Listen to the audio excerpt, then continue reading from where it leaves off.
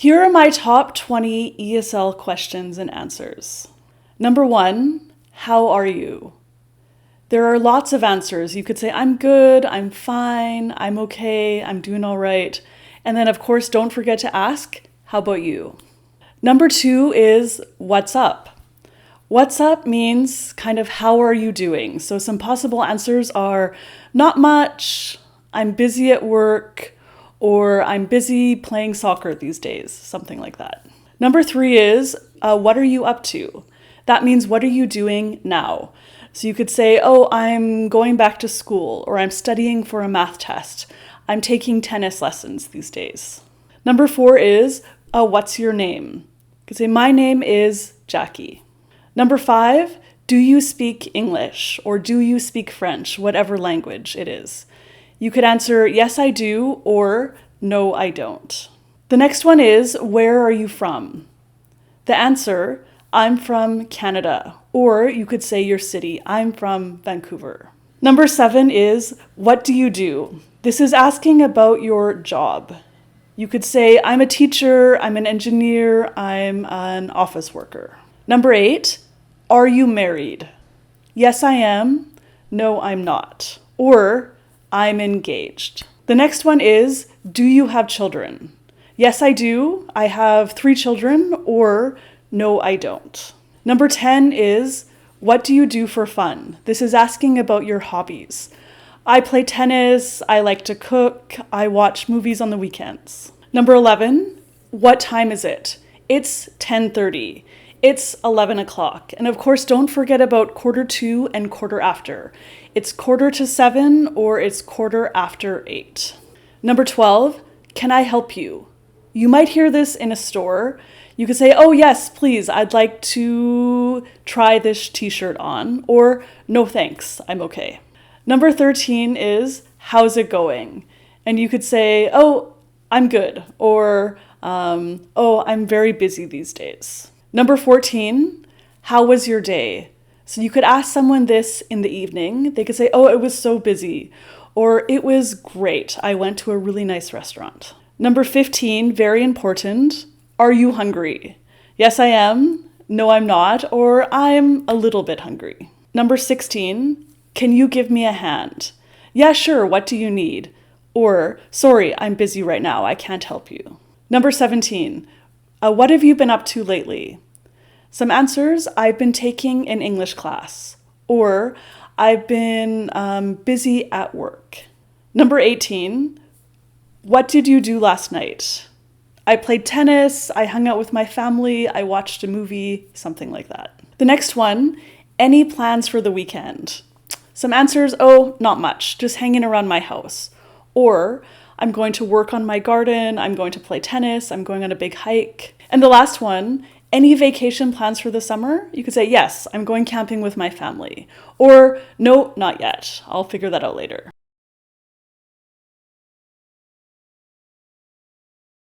Hi, this is Jackie from ESLspeaking.org. So today I'm going to talk about a simple listening activity that's great for beginners. It's called Me Too. So this activity works best if students can sit in a circle or kind of just in a location where they can kind of all see each other quite easily. So students have to think of a true statement about themselves. For example, I have a cat, I like pizza, I don't like playing sports, whatever it is. So the student says, I have a cat. And then if other students in the class could also say that's true for themselves, they could stand up and then they say, me too. And then everyone can kind of look around and they could say, oh, you have a cat too, or like you play soccer as well, or just whatever the statement was. Everyone sits down and then the next person in the circle says their true statement about themselves. And then whoever it's also true for, everyone stands up and says, me too. Super simple. It's great for kids. And yeah, it's ideal for beginners. It's kind of a simple, very, very simple listening activity and also a bit of a speaking activity as well. Hey, this is Jackie from ESLactivity.org. So today I'm going to talk about one of my favorite activities, Dictogloss. So Dictogloss is such a good listening activity, and I generally will use it kind of for higher level students as opposed to lower level ones. So the way it works is that you can find or write a passage For whatever grammar or vocabulary point that you want to cover, you can often look in ESL textbooks that will have like a story or something, or I'll write my own if it's for like a Christmas activity or Valentine's Day or something like that.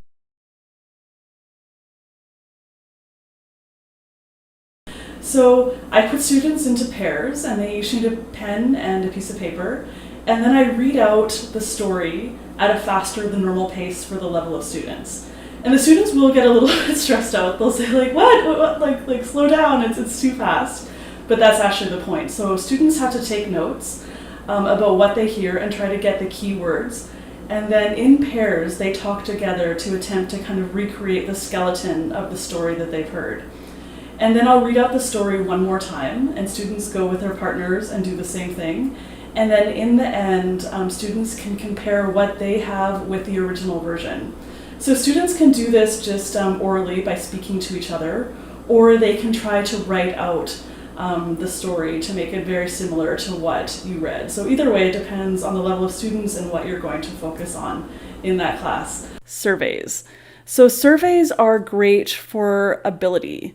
So on my piece of paper, I write down a bunch of questions related to ability. Can you play soccer? Can you speak 3 languages, etc.? Then students have to go around the class asking their classmates, can you speak 3 languages? If someone says yes, they have to write down that person's name and then ask a follow-up question. For example, what languages do you speak? Oh, I speak French, English, and Korean. And then they would write French, English, and Korean.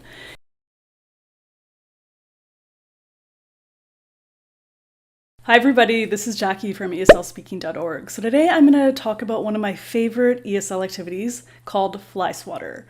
So Fly Swatter is the ultimate activity if you want to create some kind of fun and excitement in your classes. And I know when I describe it, you might think, oh, this sounds like a great kids activity. However, it works for everybody. I've used it with kids, teenagers, university students, adults, everybody has really enjoyed it. It's basically a vocabulary activity. So all over the whiteboard, write down a bunch of words that students are familiar with, maybe that you've taught them in the previous weeks. Kind of space them out at random intervals, and then divide the class into 2 teams. One student from each team comes up to the whiteboard, give them each a fly swatter, and then for absolute beginners, you could simply say the word, Tuesday. The first student to slap their fly swatter on Tuesday gets a point for their team. And you can either erase the word and put a new word or just leave the word there. It's up to you, kind of depends on the level and then also how many vocabulary words you have. Higher level students, I often give hints. I would say something like, it's the day after Monday. First student to slap Tuesday gets a point. And then those students go sit down and then the next student on their team comes up to the board.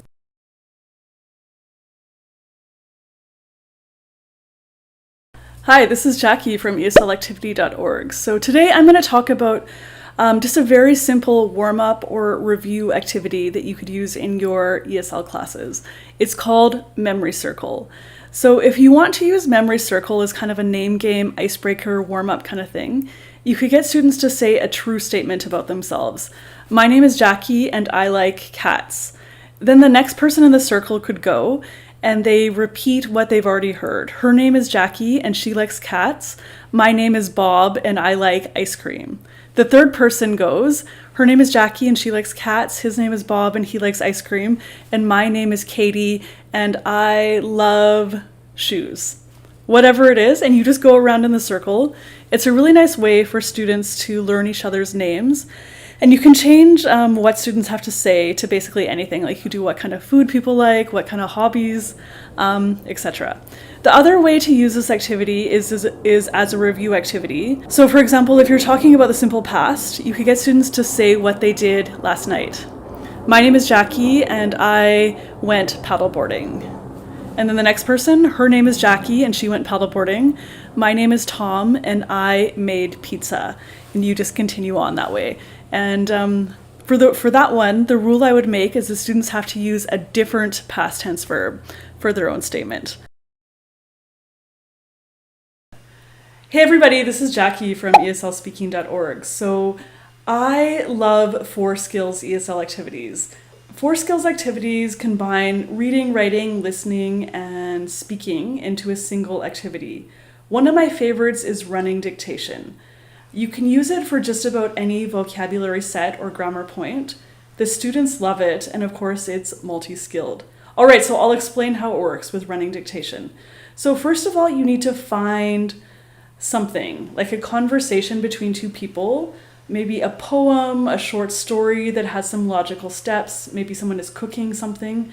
As long as you can divide it up into like the sentence level, sentence by sentence by sentence, and then it also should have a logical order in order for students to be able to do part 2. So let's do a conversation between two people. So maybe Bob and Tony. Cut out Bob's line, cut out Tony's line, Bob, Tony, etc. And the best is maybe there's like, say, 7 or 8 little strips of paper. Bob speaks 5 times or 4 times, and Tony speaks, I don't know, like 4 times or 5 times, something like that. Paste them around the room on the wall. So Bob's thing here, and then Tony and Bob and Tony. Space them out around your classroom. Then put students into pairs. So one person is the writer, the other person is the dictator. So the writer person sits at their desk with a pencil and a paper, and the dictator has to stand up. They go over to any paper. They're not in the precise order. I just mix them up randomly. So they go over to a paper. They read it to themselves silently. They try to memorize what's on that paper, and then they come back to their partner, the writer. They say it to their partner, and their partner has to write it down. If they can't get that whole sentence or that whole utterance in one go, they can go back and read that one again. It's no problem. And they just go around the classroom until they have, say, like the 8 statements on their paper. Once they do, the two people can sit down together and they can go through that and then put them into the correct order. So what's the first thing Bob said, and then Tony said this, and then Bob said that. And then once they're done, the students can put up their hand and I will quickly check. So I usually give a limit of how many errors they can have in their dictation, say like 3 errors or maybe even 1 for like very advanced level students, and then they have to get it into the correct order. If they've met both of those requirements, they're the winner. That's it. And I usually will go until a few more groups finish just to give them a chance to do that. And then in the end, I'll maybe have like the winning team read out their conversation just for people that didn't quite finish it. Yeah, so that's it. So that's one of my favorite 4 skills ESL activities. Try it out for yourself. And I have a ton of tips. There are some things that can go wrong in this activity. I've seen it happen. It's happened to me. So definitely check out my blog post for details on how to avoid the worst case scenario. All right, so if you like this video, please hit like, subscribe. I have a ton more activities and games coming. And also be sure to check out my book, 101 ESL Activities for Adults, on Amazon. This activity is in there, and you can find 100 more activities for teaching English. All right, until next time, bye everybody.